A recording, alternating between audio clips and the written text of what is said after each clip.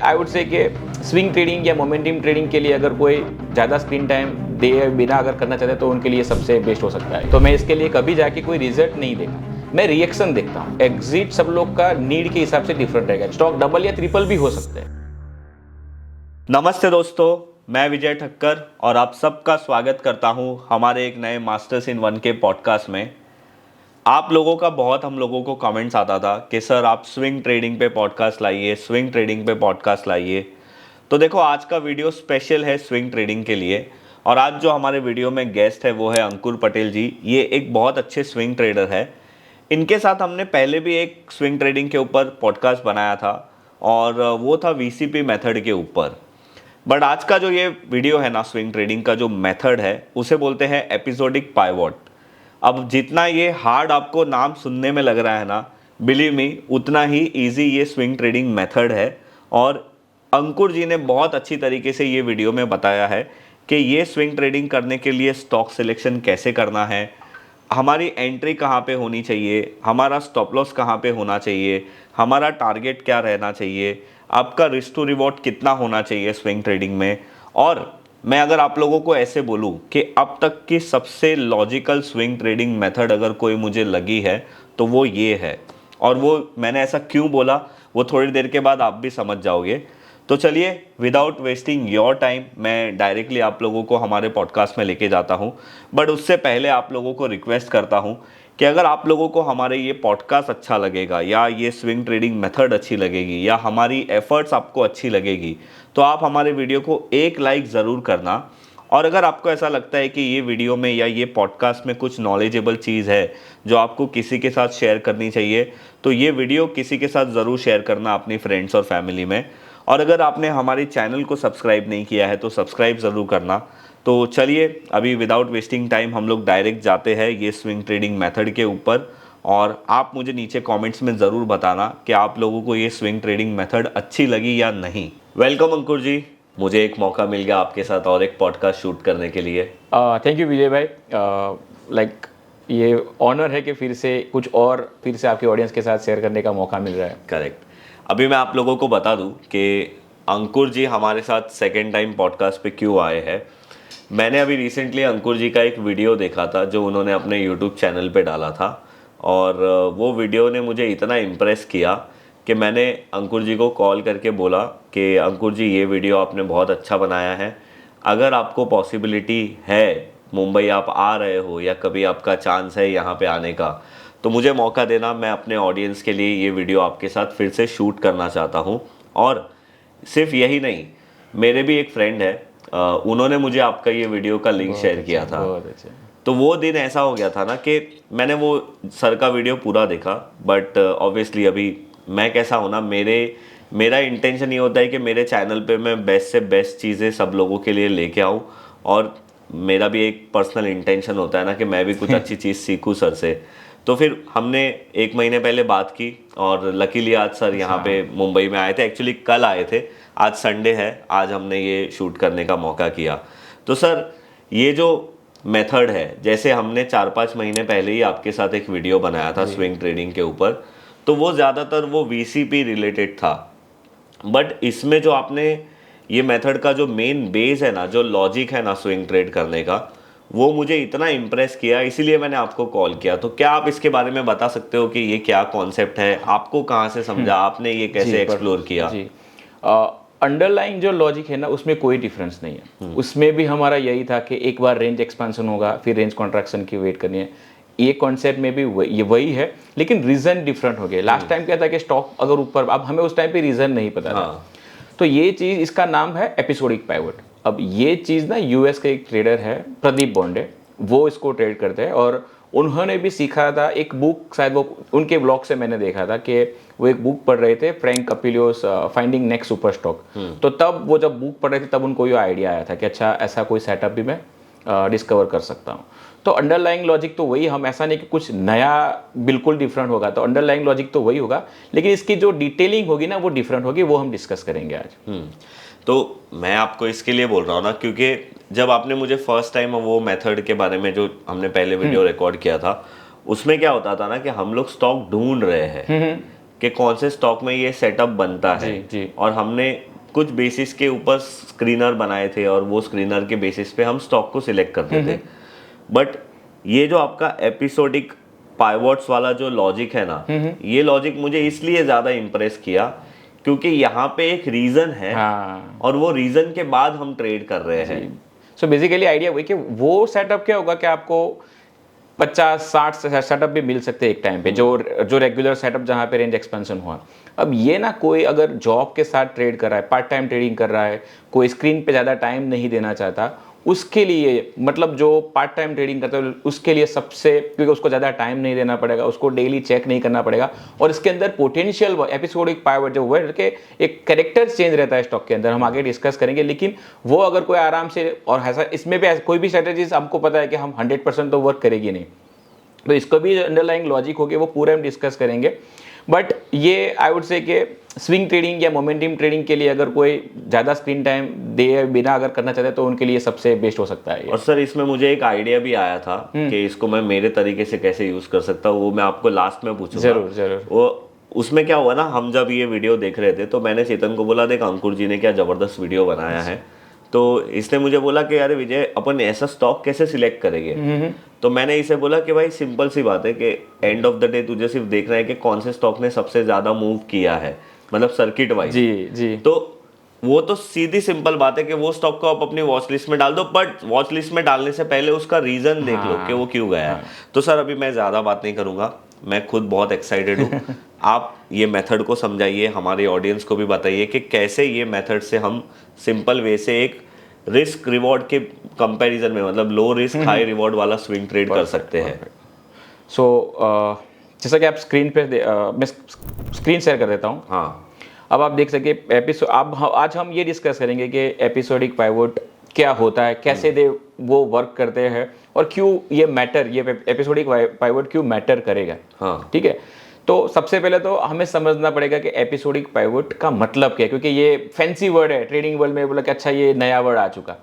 But यही है कि अगर कोई स्टॉक समझो कि उसका अर्निंग बहुत अच्छा आ गया सडनली, ये किसी स्टॉक का अर्निंग अच्छा आ गया, या उसमें प्रमोटर चेंज हो रहे हैं, स्टॉक के कोई कंपनी होती है कि वहाँ पे प्रमोटर नया प्रमोटर आने से या नया कोई सीईओ आने से कंपनी का चेंज हो जाता है पूरा काम, या फिर किसी कंपनी को बड़ा ऑर्डर मिल गया, या गवर्नमेंट पॉलिसी कोई चेंज हो गई कि गवर्नमेंट, जैसे कि एयरबैग रिसेंटली लास्ट 1 या 2 साल में हो कि एयरबैग 4 होने चाहिए, ऐसा कोई रूल आया। तो कोई भी रूल अगर गवर्नमेंट की पॉलिसी चेंज होता है, या एनीथिंग लाइक कोविड टाइम आ गया सडनली, किसी को पता नहीं था कि कोविड आने वाला, उस टाइम पे कोई कंपनी को डायरेक्ट बेनिफिट हो रहा है कि अच्छा ये इस कंडीशन से इस कंपनी को बहुत बेनिफिट होना है। आइडिया क्या है एपिसोडिक पाइवोट का, कि जो फंड हाउसेस की है ना अंडर ओनरशिप होगी, क्योंकि किसी को पता नहीं है। नॉर्मली क्या होता है कि अच्छे रिजल्ट आएंगे या कंपनी ये अच्छा करेगी, इसको ये फायदा होगा, वो सारी चीजें प्राइस इन रहती है। लेकिन एपिसोडिक पाइवोट का मतलब यही है कि किसी ने, ये सरप्राइज एलिमेंट है कि आपके लिए भी और रिटेलर के लिए भी और फंड हाउसेस के लिए भी सरप्राइज होगा। उनको भी नहीं पता होगा कि उनका ओनरशिप नहीं होगा उस स्टॉक में उतना जो चाहिए होगा, वो उनके पास उतने फंड या उतने स्टॉक्स नहीं होंगे, तो फिर वो आके बाइंग करेंगे और वो आपको चार्ट पे दिख जाएगा। मतलब ऐसे बोल सकते हैं कि ये स्टॉक पूरा ही नेग्लेक्टेड था। हाँ, और सडनली ये स्टॉक में डिमांड आ गई और सब लेने के पीछे भाग रहे हैं। परफेक्ट, या सो और एक क्या होता है कि न्यूज़ या अर्निंग अच्छा आना, ये सिर्फ सिंपल ये अंडरलाइंग लॉजिक नहीं रहेगा। हमें क्या चाहिए कि स्टॉक के अंदर वो रिएक्शन भी हो। अगर कोई फंडामेंटल चेक कर रहा है और बोलेगा कि अच्छा इस स्टॉक का रिजल्ट आया, भाई दबे मैं आपको क्लियर कर दूं कि मेरे को रिजल्ट देखना नहीं आता, तो मैं इसके लिए कभी जाके कोई रिजल्ट नहीं देखा, मैं रिएक्शन देखता हूँ। तो मान लो कि आज किसी एक स्टॉक का रिजल्ट आया, तो अगर, और मैं इसके लिए ऐसा नहीं कि मैं रिजल्ट भी जाके, मैं जो अपना पहले भी जो स्कैनर स्कैन किया था वही स्कैनर रन करूंगा, और वहां पे जाके मैं देखूंगा कि कहाँ पे अर्निंग वाले स्टॉक है, कि अर्निंग की वजह से कौन से स्टॉक ऊपर खुले या कौन से स्टॉक स्ट्रॉन्ग मूव दिए, तो वो मैं उनको ट्रैक करना स्टार्ट करूंगा। सो आइडिया इसके रिएक्शन देखना है, रिजल्ट मैं नहीं देख रहा। अगर कोई रिजल्ट देख के अच्छा काम कर रहा है तो वेल एंड गुड, लेकिन मैं पर्सनली इसमें रिजल्ट नहीं देखता क्योंकि मुझे आता नहीं। ठीक है, मतलब आप ये बोल रहे हो कि अगर किसी कंपनी ने अच्छा रिजल्ट दिया भी है और सब जगह पे बात चल रही है कि इसका बम्पर प्राइस में दिखाओ, है, प्राइस में, बट उसको हमें प्राइस में देखना है, रिएक्शन दिखाओ। मैं लाइक कंपनी ने अगर रिजल्ट अच्छे पोस्ट कर दे लेकिन स्टॉक अगर मूव नहीं करा तो वो एपिसोडिक पाइवट नहीं है। समझ गया। ठीक है। सो यही कि भाई उसमें वो शिफ्ट दिखेगा आपको कि भाई इसमें आपको एक मूव दिखेगा, एक अर्ली लाइक पोटेंशियल री रेटिंग हो रहा है स्टॉक का, या कोई उसकी स्टोरी चेंज हो रही है ना, किसी भी स्टॉक का एक कुछ ऐसा आ रहा है जहाँ पे वो स्टॉक जो चल रहा था, जैसे आपने बोला निग्लेक्टेड था, किसी के निग्लेक्टेड तभी होगा जब साइडवेज या डाउन ट्रेंड में होगा। अब निग्लेक्टेड है और सडनली उसमें बाइंग क्यों आती है? कोई तो उसमें इंटरेस्टेड है, अच्छा वॉल्यूम और स्ट्रॉन्ग कैंडल बन रहा है तो कोई तो उसमें इंटरेस्टेड है, और रिटेलर तो उतना बड़ा मूव ला नहीं पाएंगे स्टॉक्स में। तो वो रीजन से अब वो वहां पे एक एपिसोडिक प्राइवेट क्रिएट होता है कि सडनली स्टॉक के अंदर, निग्लेक्टेड स्टॉक के अंदर एक मोमेंट दिखा आपको। तो ये एपिसोडिक पाइवट का जो लाइक क्या निग्लेक्टेड स्टॉक होगा, फंड की अंडर ओनरशिप होगी, और एक चीज अगर आप रिलायंस में एपिसोडिक पाइवट ढूंढोगे तो आपको नहीं मिलेगा, क्योंकि वो तो ऑलरेडी बहुत बड़ी कंपनी है। आपको छोटी छोटी जो कंपनी होगी, स्मॉल एंड मिड कैप्स, वहां पे क्योंकि आप इसमें पोटेंशियल, ये मैं कह सकता हूं 2 क्वार्टर में स्टॉक डबल या ट्रिपल भी हो सकते हैं। जरूरी नहीं हर स्टॉक हो गया, लेकिन पोटेंशियल रहता है स्टॉक के अंदर, तो आपका रिवॉर्ड बहुत बड़ा रहता है इसके अंदर, क्योंकि कंपनी का पूरा चेंज हो रहा है ना, सब कुछ चेंज हो रहा है, कंपनी वो कैरेक्टर चेंज हो रहा है। और इसका आपको एलिमेंट कैसे पता चलेगा कि आज शाम को अगर रिजल्ट आया तो कल सुबह सबसे पहले वो गैप अप मारेगा। ऐसा नहीं कि वे खुला नीचे रहा फिर ऊपर गया, वो गैप अप, क्योंकि है ही नहीं ना, प्री मार्केट में वो आपको ऊपर खुलता दिखेगा और फिर स्ट्रॉन्ग क्लोज देगा। ऐसा नहीं कि ऊपर गया 8% ऊपर गया फिर 2% क्लोज हुआ। करेक्ट। तो स्ट्रॉन्ग रिएक्शन, वही रिएक्शन मैटर करेगा इसके अंदर। अब इंडियन मार्केट में ये क्यों ट्रेड करना, और जो ईपी है उसका एक आप समझो कि सिबलिंग मैं उसको बोलूंगा, दैट इज डिलेड ईपी। क्योंकि इंडियन मार्केट में क्या होगा, ये यूएस मार्केट में जो ट्रेड करते हैं वहां पे सर्किट फिल्टर नहीं है, यहाँ वहां पे एएसएम जीएसएम नहीं है, 5% 10% 20% नहीं है।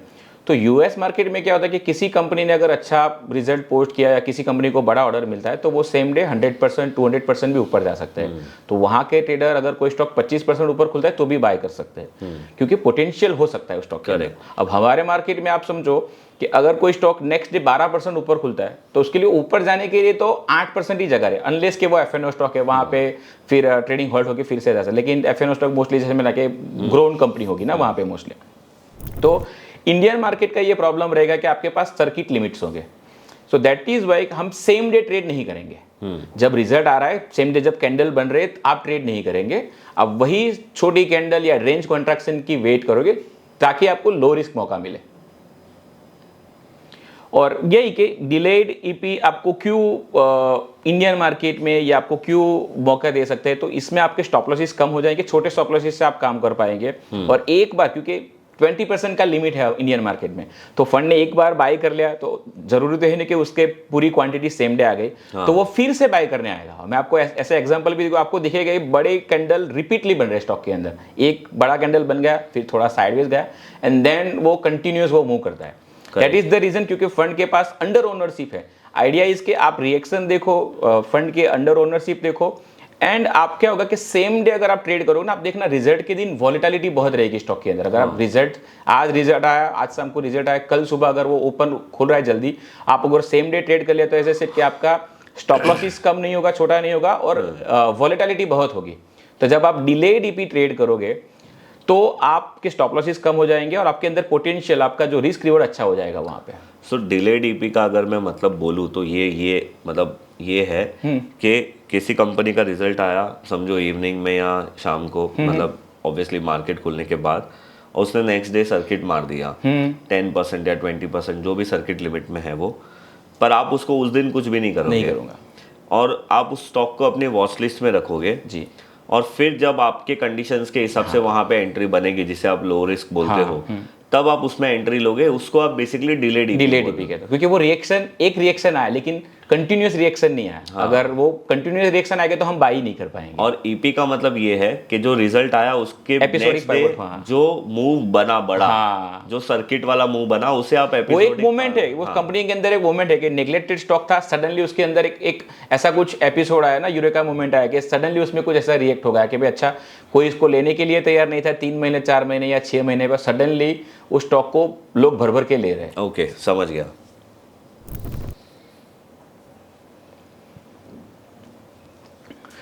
तो एपिसोडिक पाइवट या डिलेड एपिसोडिक पाइवट क्यों ट्रेड करेगा कि इसका रिस्क रेट आपको बेटर मिलेगा। प्रोफेशनल जो जॉब के साथ पार्ट टाइम ट्रेडिंग कर रहे हैं वो ज़्यादा स्क्रीन टाइम आपको देना नहीं पड़ेगा और आपको पता होगा कि एटलीस्ट स्टॉक में वो रिएक्शन है। जैसे पहले हम जो रेंज कॉन्ट्रैक्शन एक्सपेंशन की बात की थी वहाँ पे कोई न्यूज़ नहीं था, जैसे आपने वीडियो के स्टार्ट में बताया कि स्टॉक कंपनी कोई अच्छा रिजल्ट या कोई न्यूज़ उसको बैक नहीं था। लेकिन ये जो मूव हो गए ना वो मोस्टली न्यूज़ बैक हो गई या अर्निंग्स स्टॉक की अच्छी होगी, कुछ ना कुछ रीजन होगा स्टॉक को ऊपर जाने के लिए।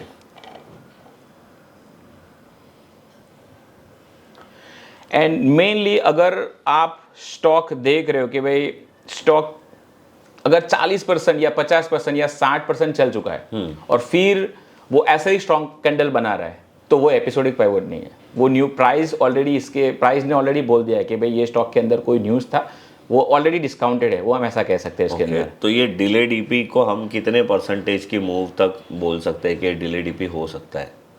से आप समझो कि 30% चला है अगर अर्निंग से पहले अगर जैसे कि एक आप बोल रहे हो अर्निंग से पहले अगर स्टॉक अगर मंडे को अर्निंग आ रहे हैं लेकिन उसके पहले वीक में ही स्टॉक अगर 30% मूव कर रहा है तो सीधी बात है ना कि सरप्राइज वाला एलिमेंट तो यहाँ पे रहा ही नहीं। सरप्राइज इज द कीवर्ड यार। हाँ, इसका मतलब किसी को पहले से कुछ पता था और उसने कर लिया है। तो फिर आप बाय करने जाओगे तो वो आपको बेच के चले जाएंगे, वो वाला सिनेरियो हो जाएगा इसके अंदर।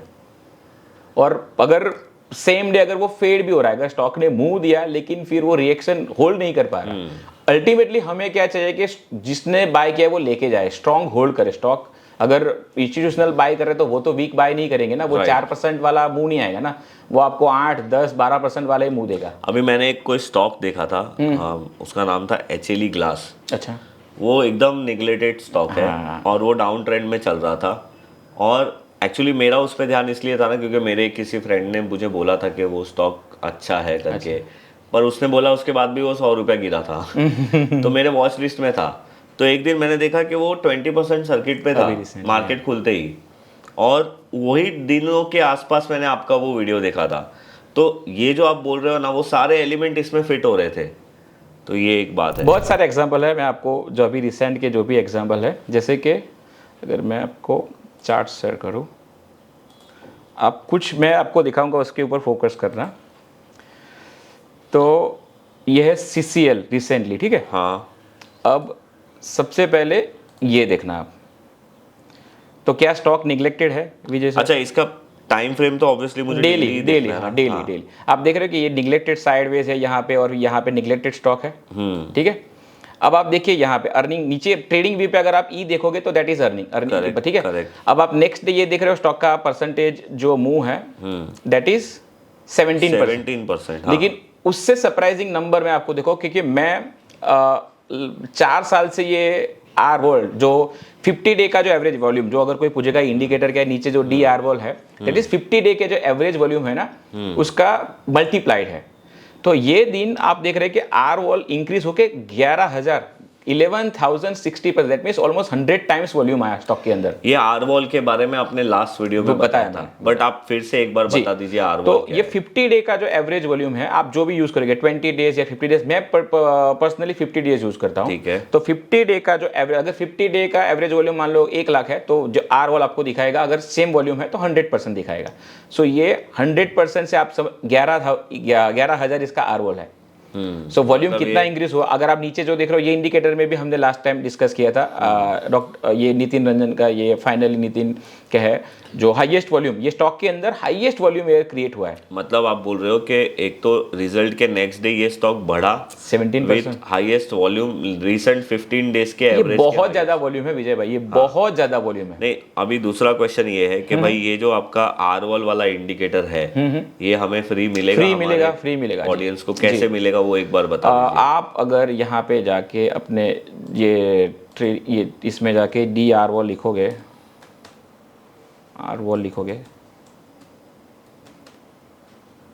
रिलेटिव वॉल्यूम, अगर SS के चार्ट्स करके एक होगा, हाँ आप ये रहा देखो, हाँ SS के, तो वहाँ पे बस उसको लगा लो, फ्री है। ओके, तो इससे बेसिकली लास्ट 50 डेज की हाईएस्ट वॉल्यूम का हम लोगों को, नहीं, एक दिन पहले अगर हम जाए, आप समझिए पहले कि एक दिन, अगर ये तो हमने अर्निंग डे पे चले गए, अगर मैं एक दिन पहले चला जाता हूँ, हाँ कितना है आर वॉल यहाँ पे 58%, ग्रीन नीचे बड़ा कर दूं मैं थोड़ा? अच्छा, नहीं समझ गया, 58% नीचे, ओके। 58%, ग्रीन ठीक है, में जो लिखा है वो, हाँ, ओके, हाँ ठीक है। तो ये इसका 50 डे का एवरेज वॉल्यूम इन दिन ना पर्टिकुलर दिन 58% था। हाँ। अब नेक्स्ट डे ऐसा क्या आ गया अर्निंग में कि ये आरवॉल 11,000 हो चुका। अभी ये शायद थोड़ा लैग कर रहा है, लेकिन अब अभी जैसे हमने देखा कि 11,000 ये आरवॉल पहुंच चुका था। Okay, so that clearly tells you कि कोई तो यहाँ पे बड़ा इंटरेस्टेड है। लुक एट दिस 11,060, और मेरे करियर में मैंने इतना बड़ा वॉल्यूम किसी भी स्टॉक में नहीं देखा। अच्छा। मैं आरवॉल जब से यूज़ कर रहा हूँ, लगभग 4 साल से मैं इसको यूज़ कर रहा हूँ, ये पहला स्टॉक ऐसा है जहाँ पे आपको इतना बड़ा वॉल्यूम मिला है। तो इसे आप एपिसोडिक पाइवट बोलते हो? तो नेग्लेक्टेड स्टॉक है, छोटी कंपनी है, और 17% का मुंह आ चुका, नीचे वॉल्यूम भी बैक्ड है, ठीक है। अब हमें टेक्निकली यही वेट करना है कि स्टॉक आपको छोटी रेंज दे, कहीं पे भी छोटी रेंज दे, ऊपर नीचे कहीं पे भी छोटी रेंज दे, क्योंकि आप नीचे का आपका स्टॉप लॉस हो जाएगा, ऊपर का आपका बाइंग भी, क्योंकि आप इस कैंडल को तो बाय नहीं कर सकते ना, 17% के स्टॉप लॉस से आप स्विंग ट्रेडिंग नहीं कर सकते। हाँ, मतलब मैं स्टॉप लॉस कहाँ लगाऊं? ये कैंडल का लो या इसके एक दिन पहले? और आपका रिस्क रिवॉर्ड में, आप अगर ये स्टॉक जब 54% चलेगा तभी तो आपका 3R होगा। करेक्ट। तो नेक्स्ट डे आप देखते हैं 11,000 बैक फिर से। अब आप देखिए यहाँ पे कि पहली छोटी कैंडल पड़ी यहाँ पे, ठीक है। Next you will see second, third, 10, ये जो ब्लैक लाइन है 10, ब्लू है वो 20, एंड जो पर्पल है वो 50। मोस्टली एपिसोडिक पाइवट ना आपको 10 के आसपास मिल जाएंगे। नहीं तो ये क्या है? EMA है। EMA है, और ये 10, 20 एंड 50। मोस्टली जब आप एपिसोडिक पाइवट ट्रेड करोगे तो आप बेसिकली ये तीनों एवरेज लगाते क्यों हो? मेरे को उसका कॉन्सेप्ट बताओ। अगर बड़ा बेस हो, लेकिन इसमें आपको मोस्टली बड़े बेस में, क्योंकि आप इसको ना फ्लैग की तरह ही ट्रेड करोगे, ठीक है। तो मेरा आइडिया कि जो भी अगर स्टॉक पुल बैक करेगा, क्योंकि मुझे लो, तो वो 10 के आसपास आ जाएगा, तो वो वहीं से 10 उसको बाउंस करवाएगा। ओके। तो अगर आप लगाना चाहो एक, तो आप 10 भी लगा सकते हो, बट आप 10 कहीं पे, अगर आप जब स्कैन कर रहा हूं तो कहीं किसी चार्ट को मैं 10 पे देखना, अगर बेस हुआ तो मैं 50 को देखना, ये तीनों गाल इसीलिए मैं लगा के रखता हूं जब स्कैन करता हूं। अब आप देख रहे हो पहले दिन जो 17%, BCP यहीं पे भी है। आप देख रहे हो कि 17% की कैंडल जो थी पहले दिन पे, वो चौथे दिन पे होगा 1.12% का वो हो गया। वॉल्यूम भी बहुत, वॉल्यूम कम होगा। ये नंबर वॉल्यूम DR वॉल का ठीक से नहीं आ रहा है, 11,000 का तो वॉल्यूम है ही नहीं, कंप्लीटली ड्राई वॉल्यूम है, लेकिन ये नंबर पता नहीं, ये थोड़ा आगे पीछे हो रहा है। बट अब क्या होगा कि मेरा आइडिया ये होगा कि इसके ऊपर मैं बाय कर लूंगा, वो छोटे कैंडल के ऊपर, क्योंकि रेंज कॉन्ट्रैक्शन हो चुका है। हाँ, पर ये जो छोटा कैंडल अभी लेटेस्ट बना है, उसके पहले भी एक कैंडल छोटा बना था। हाँ, तो अगर उसका भी हाई ब्रेक होता तो हम बाय कर सकते हैं, लेकिन वो क्या होगा कि थोड़ा आपको 10 के जितना पुल बैक जितना अच्छा हो जाएगा, थोड़ा सा भी पुल बैक कर जाएगा स्टॉक ऊपर से, आपका रिस्क रिवॉर्ड अगर थोड़ा सा भी नीचे आ जाएगा, तो वो 10 के जितना पास आएगा उतना आपके लिए रिवॉर्ड बेटर रहेगा। ओके, मतलब आप बोलते हो कि 10 के जितना पास हाँ, उसके रिजेक्शन होने के चांस भी उतने कम हो, मोस्टली 10 से ही वो बाउंस करेगा। ठीक है।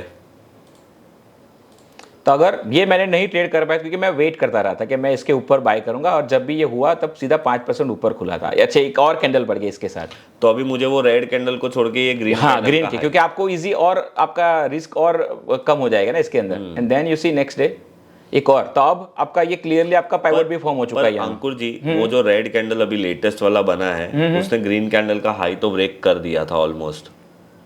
रेड का, हाँ, ये वाला ना? नहीं, ये जो लेटेस्ट बना है ना अभी वन लेटेस्ट, सेकंड, तो हमारी एंट्री तो बेसिकली हो गई थी।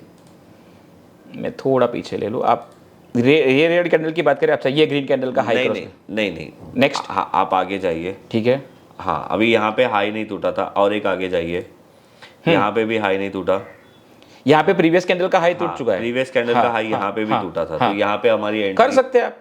और इसमें मैं ये बोलूंगा कि क्योंकि मैं ना जैसे मेरा 2-2.5% का स्टॉप लॉस रहता है, लेकिन अगर आप एपिसोडिक पाइवट और कोई जॉब के साथ काम कर रहे हैं तो वो 4% के स्टॉप लॉस से भी जा सकते हैं। तो यहाँ पे समझो अगर मेरी एंट्री हो जाती है तो मेरा स्टॉप लॉस क्या? 4% इनफ है। नहीं, मतलब 4% मेरे को अपनी बाइंग प्राइस से रखना चाहिए, या किसी कैंडल का लो वगैरह रखना चाहिए? कैंडल का लो रखेंगे तो आपको फिर से एंट्री करने का आपके अंदर पोटेंशियल होना चाहिए। अगर आप टाइट कैंडल के टाइट स्टॉप लॉस से जाओगे, ओके, मतलब आप बोल रहे हो कि अगर मैंने प्रीवियस कैंडल के लो को स्टॉप लॉस रखा होता, और स्टॉप लॉस होने के चांसेस ज्यादा है क्योंकि वो छोटा है, तो मुझे वापस से जब कैंडल का हाई ब्रेक होगा तो मुझे वापस से आप री एंट्री करनी चाहिए। ओके, अगर आप वहां पे ओके, क्योंकि बहुत सारे लोग ऐसा तो वो री एंट्री नहीं करेंगे कि भाई मेरा तो स्टॉक ने स्टॉप लॉस काट दिया तो मैं एक्चुअली दोनों तरीके से यहाँ पे अगर मैं स्टॉप लॉस छोटा लगाता हूँ प्रीवियस कैंडल का लो तो मेरे स्टॉप लॉस छोटे बनेंगे, बट एंट्री री एंट्री में मेरा कॉस्ट बढ़ जाएगा। या फिर मैं एक ही बार में 4% का स्टॉप लॉस लगा दूँ, हाँ, तो भी वो क्योंकि पोटेंशियल ज़्यादा है इसमें, इसके अंदर पोटेंशियल ज़्यादा है। तो नेक्स्ट डे फिर से एक टाइट कैंडल बना।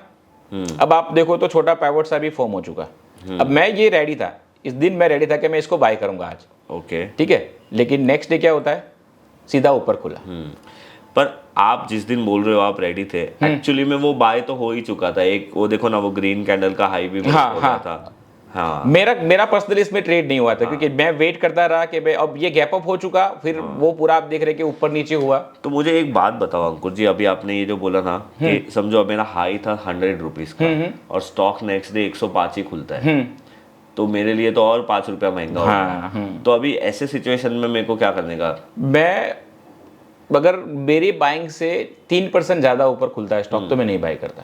ये 5% ऊपर समझो 3% ऊपर खुला या 5% ऊपर खुला और पूरे दिन में वापस से वो आपकी बाइंग रेंज पे आ गया, तो मैं नहीं करता। आप मैं नहीं करता, ओके, क्योंकि मौके आपको बहुत मिलेंगे मेरे लिए क्योंकि जैसे मैं मेरे 2.5% के स्टॉप लॉस से अगर मैं ऑपरेट कर रहा हूँ तो मेरे पास वो जगह नहीं कि मैं 3% ऊपर खुला हुआ स्टॉक, क्योंकि वो स्टॉक जैसे कि ये स्टॉक अगर पुल बैक करता तो मेरा तो स्टॉप लॉस हो ही जाता ना सेम डे, अगर मैं इसको 5, क्योंकि ये 5% ऊपर खुला था, ठीक है।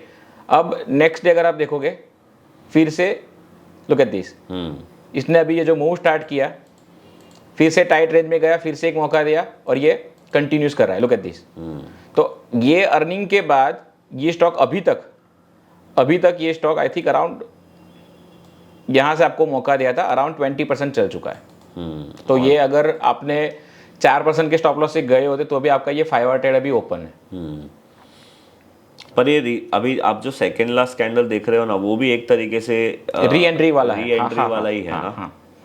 बट आइडिया ये होना चाहिए कि आप जितनी जल्दी ये, क्योंकि ये सेकंड लेग हो जाएगा, ये पहले एक ऑलरेडी 13% कम हुआ। मैं इनका जो सेकंड लेग वाला सवाल है उसका मैं आप लोगों को समझाता हूँ। सर ये बोलना चाहते हैं कि आपकी एंट्री फ्रेश होनी चाहिए, फ्रेश ट्रेड में। ये ट्रेड कंटिन्यूएशन वाला था, जब एक रिजल्ट का मूव आया और उसके बाद का जो फर्स्ट एंट्री बनता है आप वहाँ पे ट्राई करो ज़्यादा ट्रेड लेने की कंपेयर टू ऐसे सेकेंड ब्रेकआउट थर्ड ब्रेकआउट्स के ट्रेड लेने की। परफेक्ट। तो ये एक बना। अच्छा सर, तो आपने मुझे एंट्री का क्राइटेरिया बता दिया कि हमारी एंट्री कहाँ होनी चाहिए। स्टॉप लॉस आपने मुझे बता दिया कि आप एंट्री से 4% नीचे रख सकते हो। अब टारगेट में, जैसे अभी मुझे तो पता ही नहीं है कि ये कितना ऊपर जाएगा, तो मैं टारगेट का कैसे अपना हिसाब किताब? अच्छा, तो स्टॉक ना कभी कभी स्टॉक क्या होगा कि वर्टिकल मूव कर जाएंगे। अगेन ये ना एग्जिट सब लोग का नीड के हिसाब से डिफरेंट रहेगा। कि मैं एक्टिवली मैनेज करता हूँ मेरे ट्रेड और मैं स्क्रीन के सामने रहता हूँ तो मेरे एग्जिट में मैन्युअली वो निकाल पाऊंगे, क्योंकि मेरे पास मैं ट्रेड भी ज़्यादा करने वाला हूँ। अगर कोई चाहता है कि मैं ज़्यादा ट्रेड नहीं करना तो वो होगा ये कि उनको 20 या 50 से ट्रेल करना पड़ेगा। 20 EMI या 50 EMI से ट्रेल। 50 बहुत लेट हो जाएगा, मैं बोलूँगा 20। 10 पे क्या होगा कि हो सकता है कि आपके अच्छे ट्रेड कट भी जाए, क्योंकि 10 एक्सट्रीम फास्ट EMI होगा। पर मैं ट्रेल करूंगा तो ये भी तो हो सकता है ना कि एक बार में 15% प्रॉफिट आके फिर मैं 5% पे निकलूं। सर इसमें यह है कि कंपनी आप समझिए कि पोटेंशियली उसका अगर चेंज ही हो रहा है कंपनी का, तो आप इसमें 100% भी बना सकते हो। ओके। आइडिया ये है कि कोई अगेन इसको ट्रेड करने के बहुत तरीके हैं, यही सेटअप को ट्रेड करने के बहुत। अगर कोई ऑफिस वाला चाहता है कि भाई मैं साल के 50 ट्रेड करूं लेकिन ऐसे ट्रेड करूं, उनके लिए सबसे बेस्ट है। बाकी जो एक्टिवली मैनेज करते हैं उनके लिए ये मल्टीपल ट्रेड बन जाएगा। कि जैसे ये पहला ट्रेड बना 13-14% का, देन अभी आप जो बोल रहे हैं कि प्रीवियस कैंडल के ऊपर भी एक बाई बन रहा था, उनके लिए मल्टीपल ट्रेड बनेंगे। नहीं तो मेरा एग्जिट क्राइटेरिया आप बेसिकली बोल रहे हो कि मेरे पर्सनल नीड के ऊपर है, मुझे क्या करना है। हाँ, अगर आपको ट्रेल करना है तो आप 20 और 10 के मूविंग एवरेज से 20 में बोलूंगा। 50 में क्या होगा कि अगर आप ऐसे पर्सन हो जो बहुत सारा प्रॉफिट अगर आपका इरप्ट हो जाए ऊपर से, अगर 50 तक आया तो आप मान के चलो कि आपके 15 से 20% ऊपर से चले जाएंगे। क्योंकि ये केस में तो 50% का अगर हम लोग EMI ट्रेल रखते तो बहुत दूर बाइंग कॉस्ट के भी नीचे। हाँ वही बोल रहा हूँ ना, तो 19% आपका अब है। हाँ ठीक है, तो आप क्या करोगे, एटलीस्ट आपका ट्रेड रिस्क फ्री होगा। आपका 4% का स्टॉप लॉस था तो 12% के बाद अभी आप वो स्टॉक में कभी लॉस नहीं करोगे। आपके साथ जब लास्ट वीडियो किया ना तभी मेरे साथ बहुत ऐसे DM आए कि मैंने ये स्टॉक लिया था, मैं प्रॉफिट टाइम पे बुक नहीं कर पाया। डबल भी किए थे मजगांव डॉक में, लेकिन वो टाइम पे प्रॉफिट नहीं बुक कर पाए।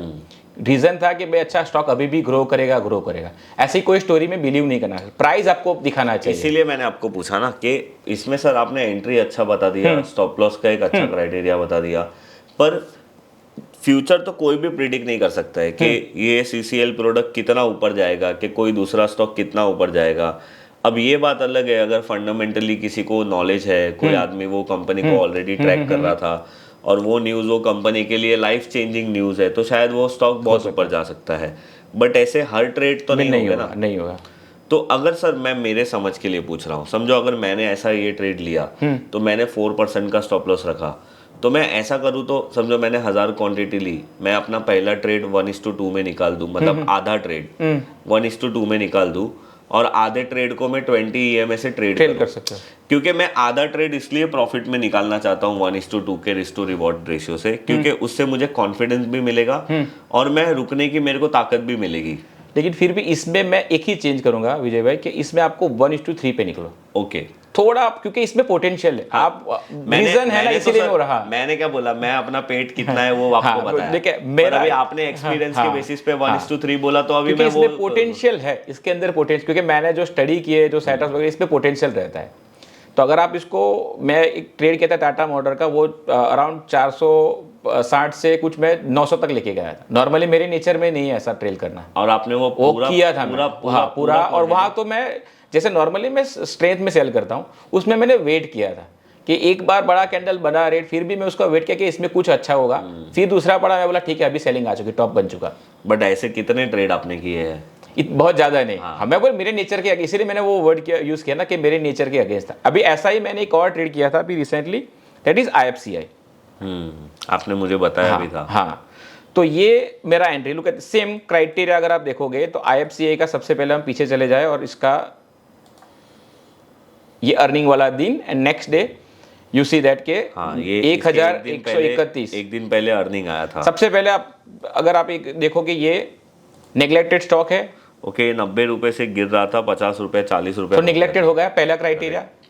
और ये वही सितंबर अक्टूबर से ही गिर रहा था। हाँ ठीक है, सो नेग्लेक्टेड हो चुका। अब इस दिन मेरे रडार में आया कि भाई 15% ये स्टॉक क्लोज हुआ है, 1000 आरवॉल है, तो अपना हो गया क्राइटेरिया मतलब 300 से ऊपर आरवॉल हुआ तो बहुत है। और ये स्टॉक आपने ढूंढा कैसे उस दिन? सेम स्कैनर जो लास्ट वीडियो में, वो आज मैं फिर से आपसे, अच्छा, अगर मैं ये कोई कुछ अलग अलग चीज है, मैं आपको ये बोलूं तो मैं आज जाके ये देखता हूँ कि कौन से स्टॉक चले कौन से स्टॉक गिरे, तो भी तो मेरे को चलेगा ना 6.5%, क्योंकि अपना मार्केट में 5% की सर्किट है, तो मैं मुझे 5% वाले स्टॉक चाहिए नहीं, तो इधर 5.5 plus end of the day अगर कोई स्टॉक 5.5% क्लोज हुए और 3 टाइम्स वॉल्यूम, उसके 50 डे के एवरेज से 3 टाइम्स वॉल्यूम पे क्लोज हुए। अच्छा, इसमें आर वॉल कितना है? 1131, सो 10 टाइम्स वॉल्यूम हुआ इसके अंदर भी। अब मेरा काम क्या है? लो रिस्क मौका देखना, टाइट कैंडल देखना बेसिकली। ओके, मतलब जिस दिन ये सर्किट कितना चला था उस दिन? 15%, 15 पॉइंट रिजल्ट के दूसरे दिन। ओके, 15%। तो अभी ये अपने वॉच लिस्ट में आ जाएगा। ठीक है, मुझे इसमें क्या हुआ वो मुझे कुछ भी नहीं पता। मेरा काम क्या है कि अर्निंग के दूसरे दिन इसके अंदर मुंह आया। अब मेरा जो रेगुलर काम है, 1 कैंडल 2 कैंडल तीसरा चौथा, देख रहे हो टाइट रेंज। अभी ये 10 के पास आ गया है और ये रेड वाला कैंडल छोटा भी है, तो मैंने 50-50 इसके ऊपर GTT ऑर्डर रख दिया था। ओके, और इस टाइम पे ये ऐसा था कि नॉर्मली मैं इस ट्रेड को मिस कर जाता, लेकिन मैंने GTT रख के छोड़ दिया था क्योंकि मुझे था कि इसमें कुछ होने वाला है। ये GTT का मतलब बता दीजिए, कोई अगर ऐसा व्यूअर जो नया है।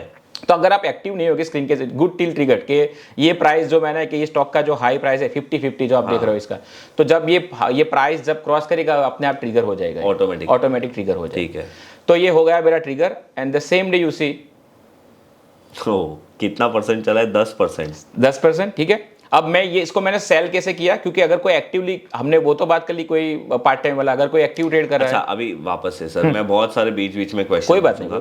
जैसे आपने ये 50.50 में उसका जो हाई प्राइस था आपने वहां पे एंट्री कर लिया, तो आपने 50.50 माइनस 4% आपका स्टॉप 2.5 मेरा स्टॉप लॉस 2। मैं अगर कोई पार्ट टाइम करे उसके लिए मैं 4% बोल रहा हूँ, मेरा 2.5 से ऊपर स्टॉप लॉस नहीं होगा। ठीक है, मतलब आप बोल रहे हो कि अगर कोई पूरा दिन स्क्रीन पे बैठ रहा है, ध्यान रख रहा है, तो वो 2.5% स्टॉप लॉस रख सकते और मैं कंफर्टेबल हूँ, अगर मुझे कोई स्टॉक अच्छा लग रहा है मैं 3 बार भी एंट्री, पहले मैं कंफर्टेबल नहीं था, 2 या 3 बार एंट्री कर, लेकिन अब मुझे पता है कि सेटअप जितना टाइम लेगा पर ना। मैं मेरी बात करता हूँ, मैंने इसको 50.50 -4% का स्टॉप लॉस लगा दिया, कोई प्रॉब्लम नहीं। ठीक है। अभी मैं ये बोलता हूँ कि भाई पहला 50% क्वांटिटी मैं 1:3 में निकालूंगा, मतलब 12% का जब मुझे प्रॉफिट होगा मैं आधी क्वांटिटी चार्ट देखे बिना निकाल दूंगा। मेरे को चाहिए ही नहीं ना, टेंशन मेरे को क्यों लेना है।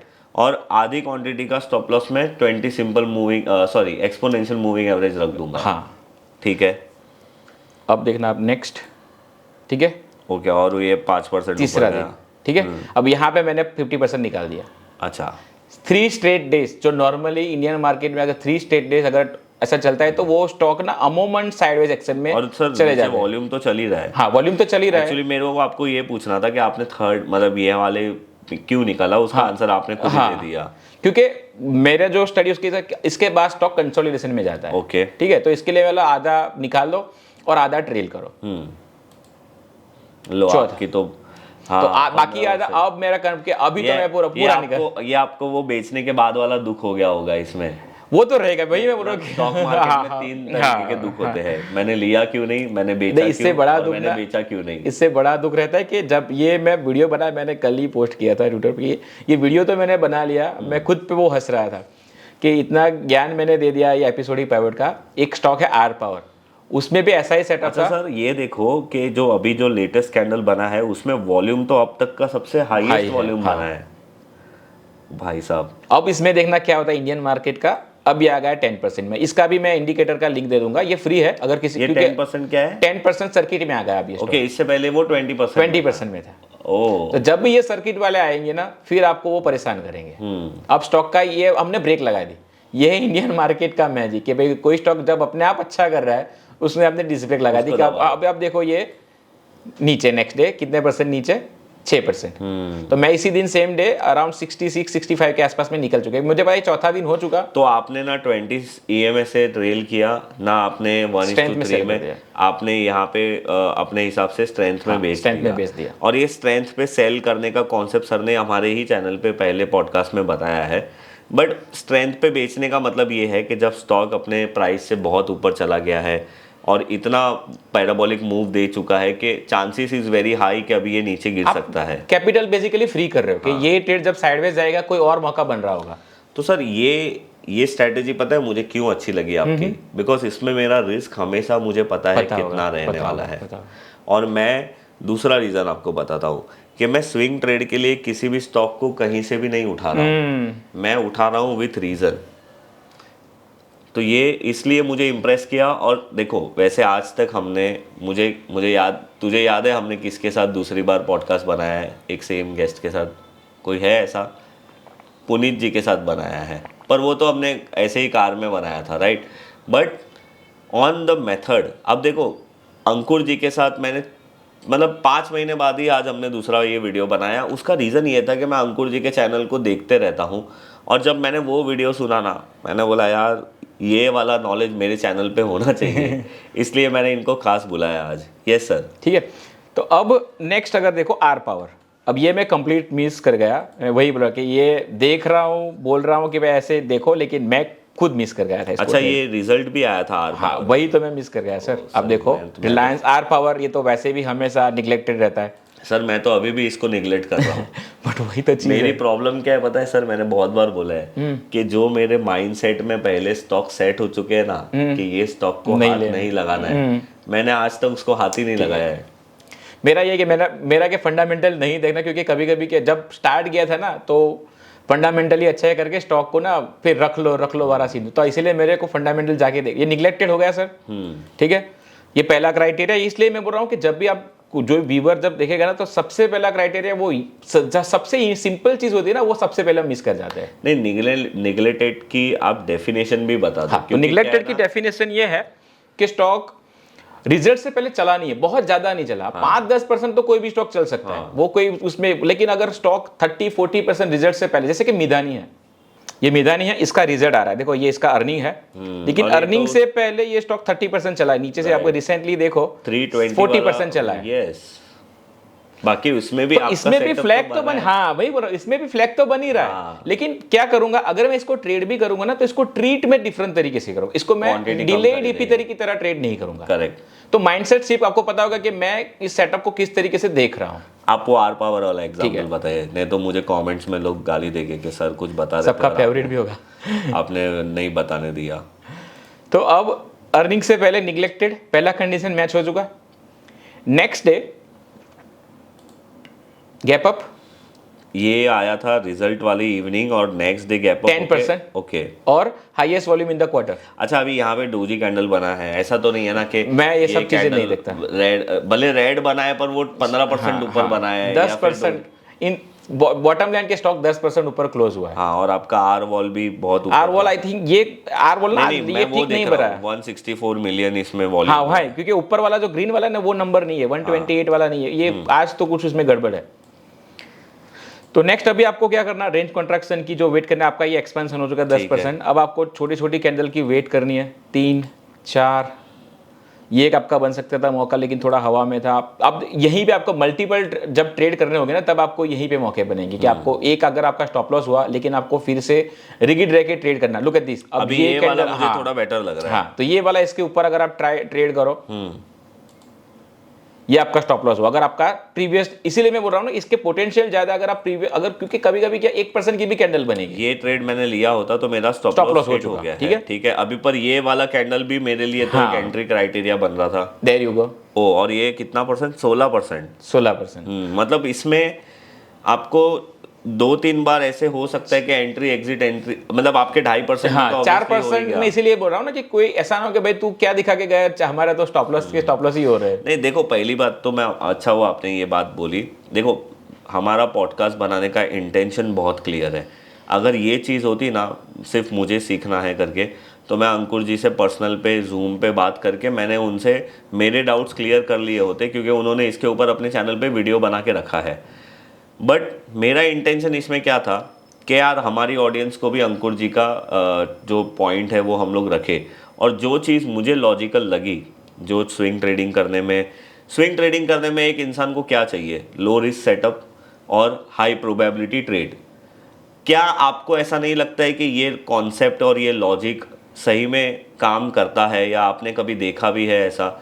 अगर नहीं देखा है तो नोटिस करिए, और ये इनका ऑब्जर्वेशन है, और जिनका सर ने नाम लिया ये उनकी मेथड है, बट आपने ऑब्जर्व भी तो किया इंडियन। मेरा आइडिया यही रहता है कि मैं खुद ना बहुत सिंपल चीजें समझता हूँ। मुझे कॉम्प्लिकेटेड चीजें, आपने कोई भी कॉम्प्लिकेशन है ही नहीं इसके, क्योंकि कोई आराम से कोई एवरेज लॉजिक समझ सके वो बंदा भी इसको ट्रेड कर गया। देखना क्या है, नेग्लेक्टेड स्टॉक, अर्निंग के बाद उसका रिएक्शन के बाद टाइट रेंज, और उसके बाद प्रीवियस डे का हाई। इसको तो शॉर्ट भी कर सकते हैं ना सर, अगर मतलब, और जनरली कोई स्टॉक एफएनओ में होता नहीं है, बट अगर समझो किसी रिजल्ट के बाद किसी स्टॉक का रिजल्ट इतना खराब आया कि वो डाउन सर्किट मार दिया है, अदानी में है ना, यही सेम लॉजिक हम लोग शॉर्ट में भी लगा सकते हैं। बट मैं आपको सिर्फ बता रहा हूँ। तो ये तो मैं ये बोल रहा था कि हमारा आइडिया ये होता है कि मैं आपके साथ एक हर एक एंगल और हर एक ट्रेडर का माइंडसेट आप लोगों के साथ शेयर कर सकूं।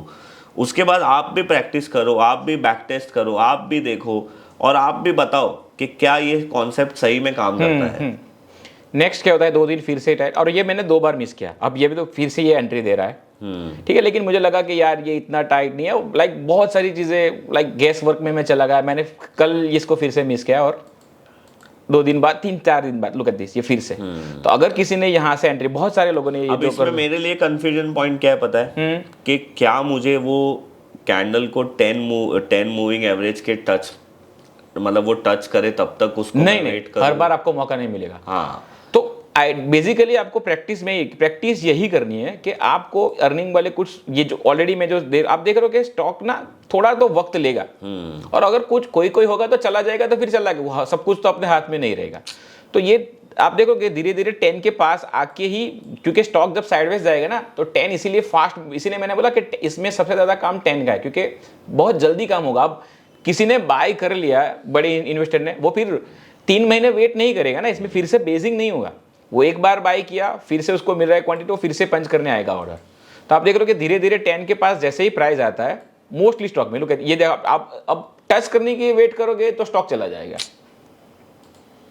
ये टच हुआ, मूव, 4 दिन बाद फिर से टाइटनेस, और फिर से मूव, तो ये स्टॉक अर्निंग का जो भी चीज़ था उसके बाद अब अगर देखो यहाँ से 33% सर। हाँ मतलब मैं तो सर सिंपल देख रहा हूँ, मेरा 4% का रिस्क है और मेरे को इतना भी मैं तो आपको बोल रहा हूँ ना, मैं तो 1:2 में निकलने की बात कर रहा था, आपने नहीं, मैं बोला इसमें तो 1:3 मैं बोलूंगा कि निकल थोड़ा जाओ। दे दो टाइम, क्योंकि इसके अंदर अब इतना सारा चीज हम देख रहे हैं कि भाई अर्निंग अच्छा आया है, न्यूज अच्छा है, कुछ ना कुछ तो इसके अंदर है, फिर क्योंकि निगलेक्टेड स्टॉक है। तो ये अपना वो 5% वाले जो सर्किट लिमिट है उसमें तो करने का कोई लॉजिक ही नहीं है ना। हाँ, 5% वाले स्टॉक तो मैं वैसे भी ट्रेड नहीं करता। मतलब मिनिमम 10% का सर्किट और हाँ, 20। हाँ। मैं तो बोलता हूँ 20 होगा वो बेटर होगा, मजा है, क्योंकि वो आगे जाके 10 होने वाला है। आपके पास जगह ज्यादा है ना, प्रॉफिट होने की पोटेंशियल ज्यादा है। कोई और एग्जांपल बताइए सर जी। इसका। एक पुराना एग्जांपल मैं देता हूँ, अगर आपको याद हो जून में 2023 में केरला में या आंध्रा में 3 ट्रेन का कलेजन हुआ था। तो वो न्यूज़ आया था फ्राइडे रात को, ठीक है। अब आप देखना, क्योंकि ये तो हमने अर्निंग वाले देखे, यहाँ पे कुछ भी अर्निंग नहीं है, ठीक है। ये आप देखो नीचे फ्राइडे की डेट है, फ्राइडे 2 जून, ठीक है। अब मंडे स्टॉक देखो 7% ऊपर। क्या हुआ था, रात को 3 ट्रेन का एक्सीडेंट हो गया था, पटरी से पलट गई थी या आमने सामने आ चुकी थी ट्रेन का ये न्यूज़ था। अब इसमें किसको पता होगा कि रात को ट्रेन ऐसी टकराएगी, गवर्नमेंट का एक स्कीम आएगा, कवच स्कीम, जिसका बेनिफिट एचबीएल, उस टाइम पे एचबीएल ये पावर, तो इनसाइडर इंफॉर्मेशन भी नहीं हो सकता, कुछ भी नहीं है ना, क्योंकि ट्रेन टकराएगी तो किसी को नहीं पता। तो that is episodic moment for this stock. अब आप ये 120 वाला स्टॉक देखना सर कहाँ पे गया, ठीक है। अब ये नेक्स्ट डे फिर से बाइंग आ रही है 12%, ठीक है। फिर 150 के आसपास ये स्टॉक कंसोलिडेट कर रहा है। लुक एट दिस, 10 का देखो आप, और 10 के बाद ये फिर से मूव करना। लुक एट दिस 10, 150 के आसपास, और ये फिर से इसका मूव स्टार्ट हुआ। बट इसमें क्या है ना, मल्टीपल टाइम वो 10 के पास आ रहा है, एंट्री मिल रही है, हाँ, ऐसा कुछ हो रहा है। आपको होल्ड तो इसमें ऐसे कि प्रॉफिट पोटेंशियल ज्यादा है, तो आपको इसमें होल्ड करके बैठना पड़ेगा। और जो मूव आया, लुक एट दिस, ये 600 तक गया। छोटी कंपनी, सडन न्यूज से इसको फायदा हो गया और अब इसको ट्रेल कर। अब इसीलिए मैं बोला कि इसमें पोटेंशियल, कुछ स्टॉक ऐसे आएंगे, अब आपको फिर बाद में रिग्रेट नहीं करना कि अच्छा मैंने तो इसको 3R पे बेच दिया था, बाद में ये स्टॉक तो 100% चला गया। नहीं, देखो वही कॉन्सेप्ट है ना सर। मैंने आपको क्यों बोला कि मैं 50% अपना 1:3 में निकालूंगा, क्योंकि एटलीस्ट मेरे जेब में पैसा आएगा और बाद में स्टॉप लॉस भी हिट होगा तो मुझे दुख नहीं होगा। बट अगर मैं पूरे क्वांटिटी को ट्रेल करने गया तो फिर मुझे रिग्रेट हो सकता है। तो ये चीज़ है, आपको यहाँ कहीं पे एंट्री देके बहुत दिन साइडवेज रहा, क्योंकि ऐसा ही एक मेरा एक ट्रेड था 2023 में, मैंने चेन्नई पेट्रो ट्रेड किया था। ओके, ये मैंने मार्क किया हुआ है। सो सेम लॉजिक, और एक मैंने उस टाइम पे कुछ जो ये सेटअप बाद में क्या समझा वो भी मैं आपके साथ डिस्कस करता हूँ। सेम लॉजिक, अर्निंग के बाद ये रिएक्शन, लुक अर्निंग के दिन या अर्निंग के बाद व्हाटएवर 13% का मूव एंड आर वॉल 2297। हाँ, तो यहाँ से मैंने इसको ट्रैक करना स्टार्ट किया। आइडियली मुझे क्या चाहिए कि यहाँ पे एक रेंज में रहे। लुक एट दिस, साइडवेज गया 10 के आसपास, एंट्री दे रहा है, अभी परफेक्ट एंट्री दे रहा है आपको। मैंने यहाँ कहीं से बाय किया था इसको 276 के आसपास से, मैंने इसको इस कैंडल के ऊपर बाय किया और 3-4 दिन नहीं चला था, वो मुझे याद है कि 3-4 दिन मैं इसको लेके बैठा रहा था। इसमें आपको पेशेंस, क्योंकि आपको नहीं पता कि कब ट्रिगर होगा। मुझे तो सर मेरा 4% का और बेस्ड इसमें मैं ये भी कह सकता हूँ ना कि अगर कोई परफेक्ट टाइट कैंडल की वेट नहीं करेगा, जो भी लो वॉल्यूम वाले दिन है ना, मैं ये कहूँगा एक स्टेप आगे जाके, अगर आप 3:15 के बाद अगर आप स्क्रीन के सामने हो, स्क्रीनर रन करो और जिसका आर वॉल कम है ना, अराउंड 40 के आसपास ले लो। इसको एक्यूमुलेट करना, ये पूरे जोन है ना, ये पूरा जोन है, यहाँ पे आप ले सकते हो। ये जो सारी कैंडल्स है, अगर आपके 4% के स्टॉप लॉसेस है तो इवनिंग में ले लो, क्योंकि सुबह ना सब लोग टूट पड़ेंगे। 9:15 को ना जो CCL में हुआ तो वो आपको गैप अप भी मार देगा। तो अगर आपके पास वो पेशेंस है तो आप इसको धीरे धीरे लो, क्योंकि आपको न्यूज़ आप ना सेटअप से ज़्यादा ये न्यूज़ के ऊपर या ये अर्निंग के ऊपर बैक कर रहे हो। ये जो बायर बैठा है वो फिर से बाई करने आएगा, उसके ऊपर आप बैक कर रहे हो। करेक्ट। तो नेक्स्ट डे ये 4 दिन, लोग दिस, ये 4-5 दिन मेरा टाइम निकाला और फिर इसने मूव देना स्टार्ट किया चेन्नई पेट्रो। फिर इसको मैंने 407 के आसपास, नहीं मैं 407 के आसपास इसको निकल, क्योंकि 2023 का मार्केट भी तो अच्छा था ना, ट्रेंडिंग। नहीं, अगर 20 पे स्टॉप लॉस लगाते तो हिट हो गया होगा। हाँ, स्टॉक का ना नेचर यही रहेगा कि कोई भी स्टॉक होगा एक लेग के बाद एक अच्छा खासा कंसोलिडेशन देगा। वो ये पहला जो मूव हुआ ना, इसके बाद वो कंसोलिडेशन एक बेसिंग थोड़ा बहुत देगा। आपको री एंट्री करना तो री एंट्री करो, ट्रेल करना तो ट्रेल करो, करेक्ट। पेशेंसली बैठे रहना तो बैठे रहो। नहीं सही है, बहुत ही ये कॉन्सेप्ट मुझे, मैंने आपका वो वीडियो देखा था उसमें ही मुझे अच्छा लगा एक था। अभी रिसेंटली कहा ITDC सीमेंट। ओके,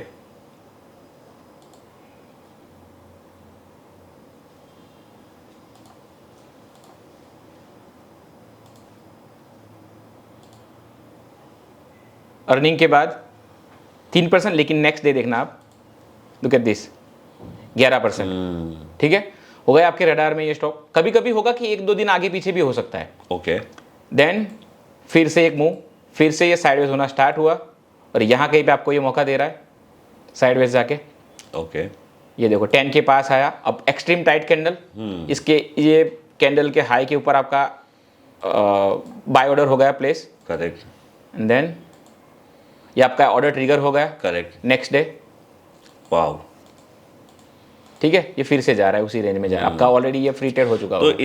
इसमें समझो एक बार एंट्री मारी और स्टॉक 8% ऊपर गया और वापस से टाइट कंसोलिडेशन हो रहा है ऐड कर 10 सकते हैं। EMA के बाद, तो मैं वापस ऐड पिरामिड कर सकता हूँ एक? कर सकते हैं। फिर मेरी पुरानी क्वांटिटी का स्टॉप लॉस और नए क्वांटिटी का स्टॉप लॉस, दोनों ट्रेड को सेपरेट ट्रीट करो। ओके, मैं Mix मत, आप हाँ, समझे मेरी हाँ, बात? समझ गया कि मैं। मैंने पहले 100 में लिया था, तब मेरा स्टॉप लॉस 96 था। हाँ। फिर मैंने वापस से 110 में लिया है, तो वो मेरा स्टॉप लॉस समझो 106 बनता है। तो वो दोनों स्टॉप लॉस को मैं अलग मेंटेन होगा ये कि अगर आपने एवरेज आउट कर लिया ना, तो हो सकता है कि आपका अच्छा ट्रेड खराब हो जाएगा। आपको लगेगा कि ये दोनों का स्टॉप लॉस 104 कर दे या 105 कर देता हूं, फिर आप पूरी क्वांटिटी निकल जाओगे।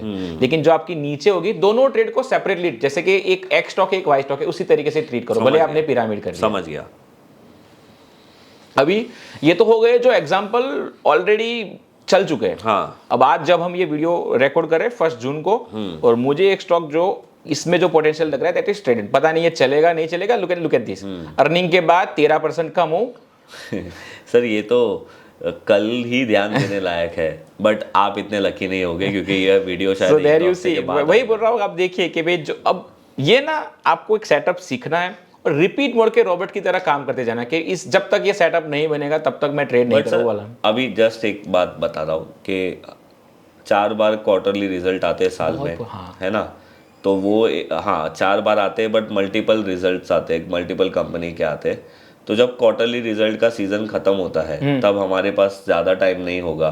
फिर हमें खाली न्यूज़ को ट्रैक करना है कि कौन सी कंपनी में क्या न्यूज़ आ रहा है। अदरवाइज वो टाइम पे कोई सेटअप नहीं बन सकता है मोस्टली। तो यही बात है कि यहाँ पे हमें प्योरली वेट करना पड़ेगा प्रॉपर ट्रेड का।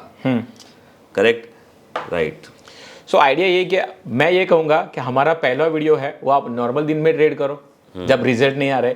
ये जो वीडियो है वो आप क्वार्टर के जब रिजल्ट आते हैं उस टाइम पे, जब रिजल्ट आता है क्वार्टर टू क्वार्टर, तो 4 क्वार्टर आते हैं, वही उस टाइम पे मैं सच बताऊं सर, मैं एकदम सही बात बता रहा हूँ। मेरे को पहले वीडियो में जो आपने मेथड बताया था ना, उससे भी ज्यादा सिंपल और ज्यादा लॉजिक वाली मेरे को यही लगी है, क्योंकि उसमें ना बहुत इफ्स एंड बट है। इसमें कुछ इफ बट है ही नहीं। हाँ, थोड़ा बहुत ऐसा है कि एंट्री का मेरा थोड़ा बहुत वो हो रहा है, बट अगेन अगर मेरा स्टॉप लॉस हिट हो रहा है और वापस से मुझे एंट्री मिल रही है तो मैं तो वापस भी कर लूंगा। तो वही मैं बोल रहा हूँ कि अगर कोई ऑफिस वाला है जिसको और उनको ब्रेकआउट ट्रेड करना ही नहीं है, सर मैं क्लियरली बोल रहा हूँ कि उनको ब्रेकआउट ट्रेड करना ही नहीं है, आपको क्यों 2% के स्टॉप लॉस पे जाना है? आपका आइडिया ये होना चाहिए, मैं उनको बोलूंगा कि आप वो 3R पे भी ना निकले, वो मिनिमम 5R पे निकले।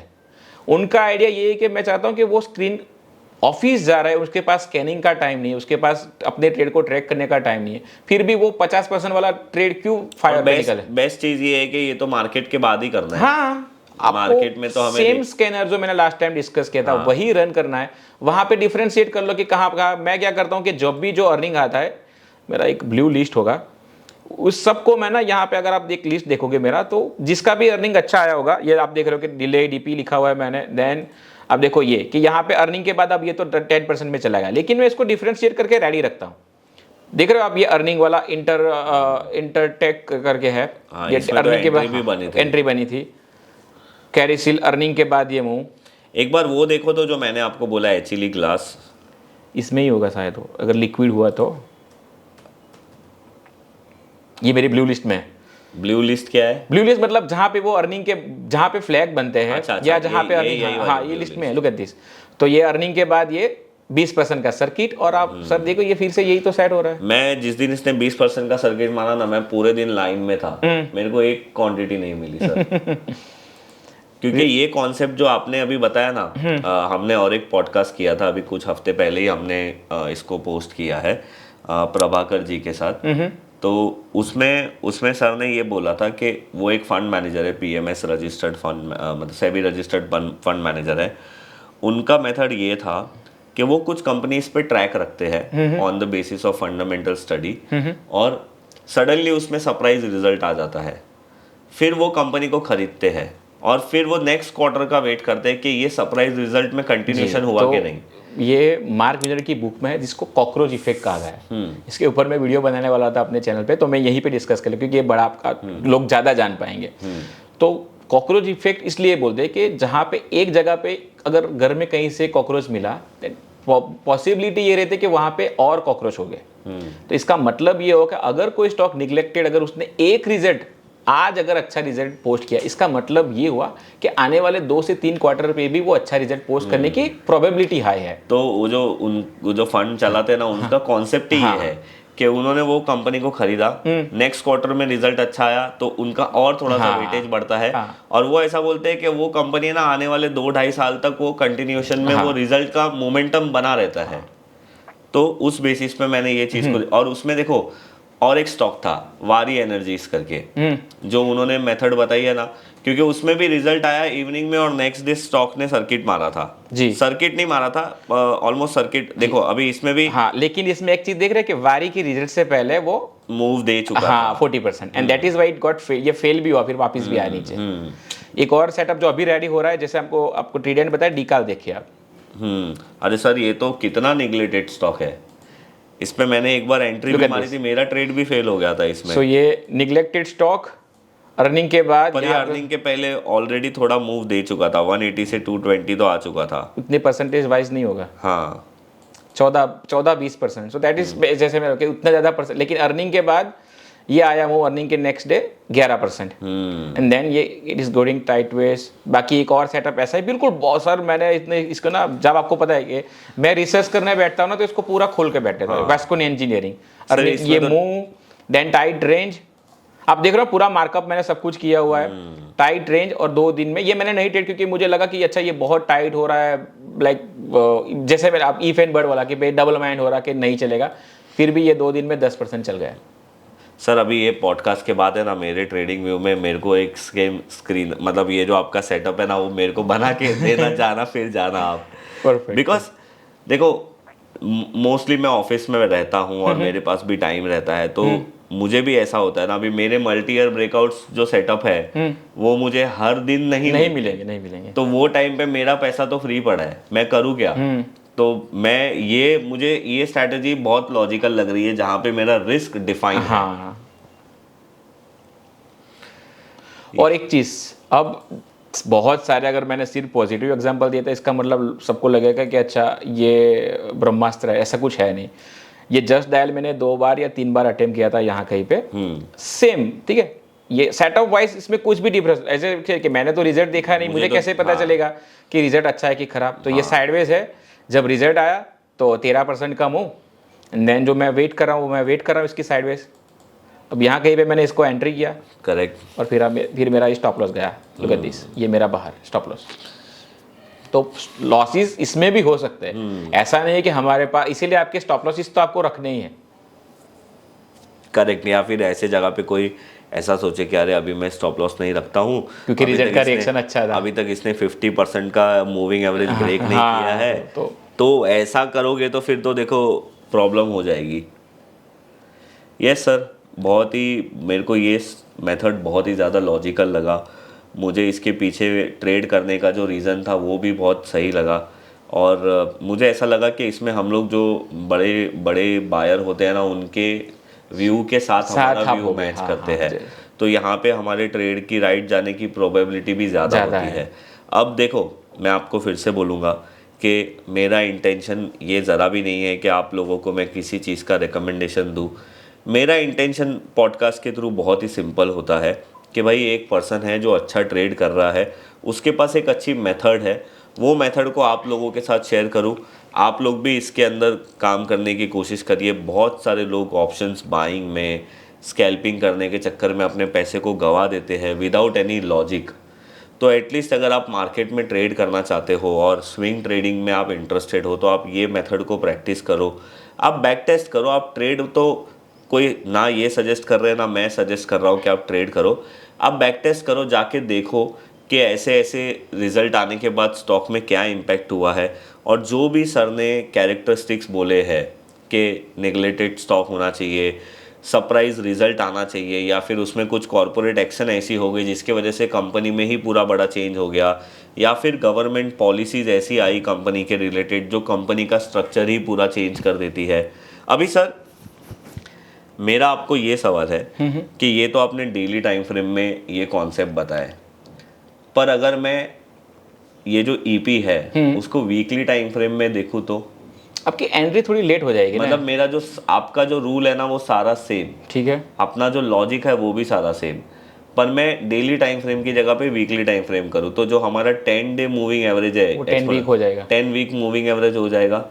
उसमें मेरा स्टॉप लॉस शायद मुझे ज़्यादा रखना पड़े, नंबर ऑफ ट्रेड्स आपके कम हो जाएंगे, नंबर ऑफ ट्रेड्स कम हो जाएंगे। तो क्या ये आइडिया पॉसिबल है? आइडिया मैंने वही बोला कि आपको फिर वो स्विंग ट्रेड नहीं रहेगा। हाँ, लेकिन आपको क्या होगा कि बहुत सारे आपके छोटे छोटे लॉसेस होंगे, लेकिन जो गेन होगे ना, अगर किसी के पास पैसे रखे उसको होल्ड, अगर पूरी कंपनी आपने साल में 5 या 6 कंपनी भी आपके हाथ में आ गए, देखो सर, तो आपका पेट भर जाएगा। मेरा दिमाग तो वीकली, मंथली और क्वार्टरली में चलता है। मेरे पास वो पेशेंस नहीं है ना सर, वही तो प्रॉब्लम कि मैं डेली वाले में डेली पे देख के फिर 4 दिन ऊपर गए मैं निकाल दूंगा। मैं तो अभी आज ये देखने वाला हूँ कि ये जो आपने बताया ना वो वीकली में कैसे काम करता है। मैं बैक टेस्ट करूंगा, मैं देखूंगा जितने भी रिजल्ट आने के बाद, समझो किसी स्टॉक ने वीकली में 30% 40% का मूव दिया, उसके बाद उसने क्या ऐसे कंसोलिडेशन करके वापस से एंट्री दी, ये सारी चीजें मैं ट्राई आउट करूंगा। क्योंकि ये बेसिकली मोमेंटम में तो आ जाएंगे ना स्टॉक, अगर रिपीट बाइंग आ रहा है तो वो मोमेंटम में आ जाएंगे, तो वहां से अपना वो पहले जो वीडियो में जो डिस्कस किया था वहीं पे आ जाएगा कि आपके मोमेंटम ट्रेडिंग में भी आ जाएगा वो।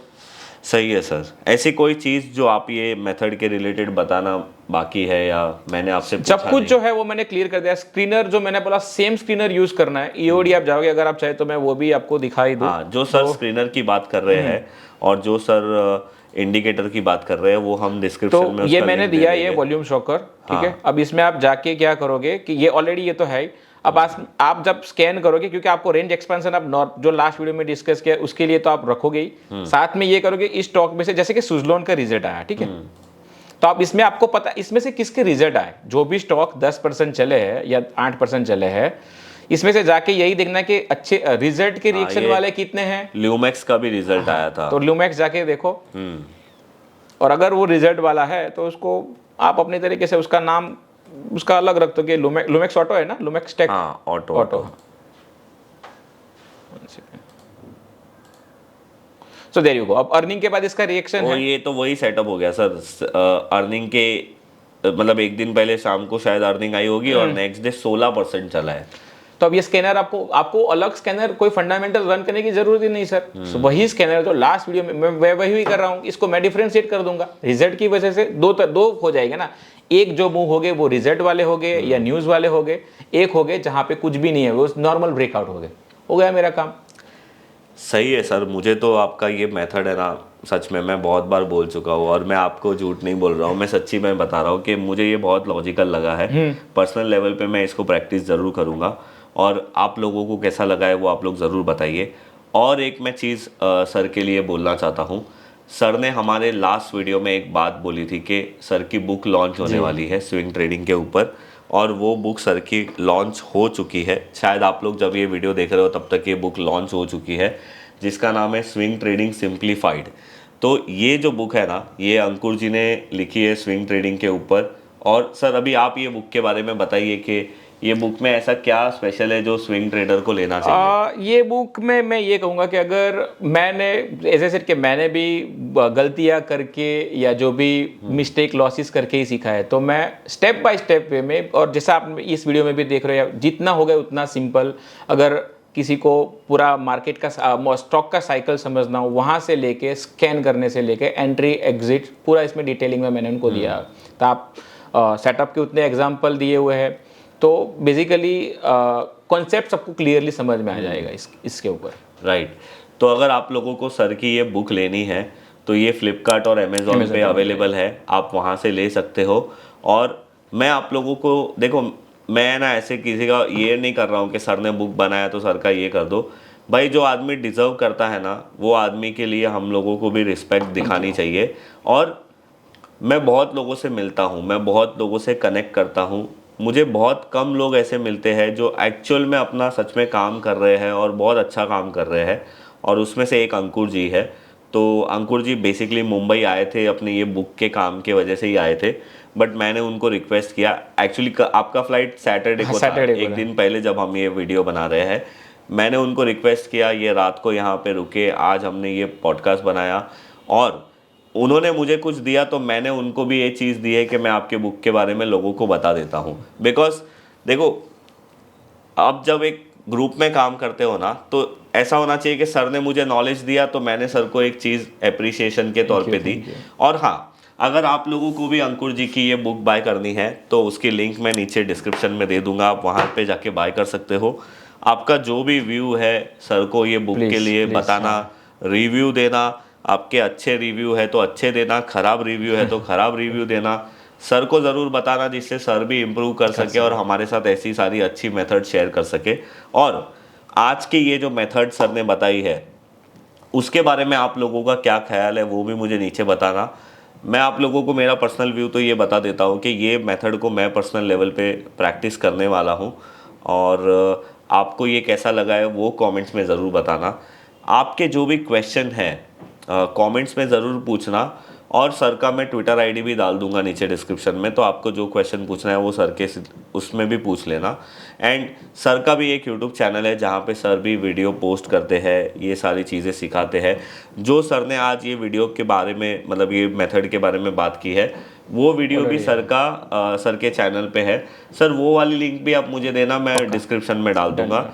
वहाँ पे सर ने सेम ही चीज़ बताई है जो यहाँ पे बताई है। बट मैंने सर को बोला कि नहीं सर, वो आपने जूम रिकॉर्डिंग किया हुआ है, आप आइए हम इसको अच्छी तरीके से रिकॉर्ड करेंगे, अच्छी तरीके से लोगों को बताएंगे।